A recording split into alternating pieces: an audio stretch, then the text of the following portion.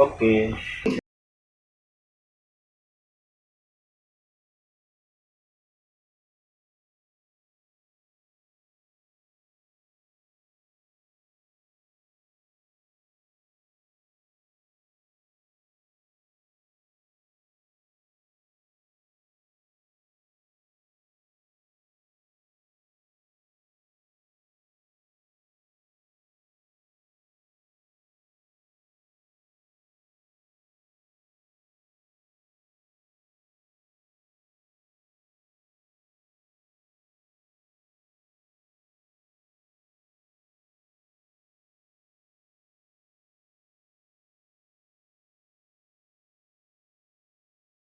બીજી તારીખે હું જાપાન ને વડોદરા મ્યુઝિયમમાં લઈને ગયો હતો.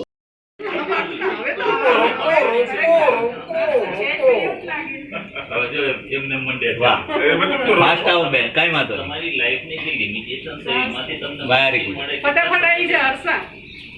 Thank you very much Pinakinbhai. તમે જ્યારે સીડી ચડ્યા અને અત્યારે શું ચેન્જ લાગે છે? અત્યારે હું સ્પીડમાં ચડી શકી, મને ખબર જ ન પડી કે મને નીની દુખે છે એવું બિલકુલ બંધ થઈ ગયું. મને નીની તકલીફ છે એ ખબર જ ન પડી. ઓકે. નહીંતર હું દાદરા ચડું ને તો મારે આમ મારી સ્પીડ ધીમી હોય.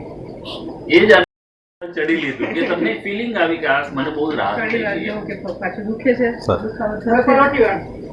હવે પલાઠી વાળીને બેસો કે કોલો પાછળ ધીમે ધીમે એકદમ રિલેક્સ મૂડમાં તમે આખો દિવસ પલાઠી વાળીને બેસશો ને તો તમને સહેજ પણ નહીં દુખે, સહેજ પણ નહીં દુખે. તમને મનમાં એક બીક પેસી ગઈ છે કે પલાઠી વાળશું દુખશે, આમ થશે આમ થશે. તો તમારી મેન્ટાલિટીઓ તમારે ચેન્જ કરી નાખવાની છે. ક્યાં એવી જરૂર પડે પલાઠી વાળીને બેસવાની, ચલો ભાઈ વેસ્ટર્ન ટોયલેટ બધે ના હોય, સાદા પેલા ટોયલેટ હોય તો શું કરવાનું? તો બધી થોડી થોડી હેબિટો રાખવાની. તમે હજી કાંઈ ઉંમરલાયક થઈ ગયા નથી, એ પહેલાં વહેલા ઘસાઈ ગયું છે શરીર, તો થોડું કોન્ફિડન્સ રાખશો એટલે આવી જશે. બીજું શું.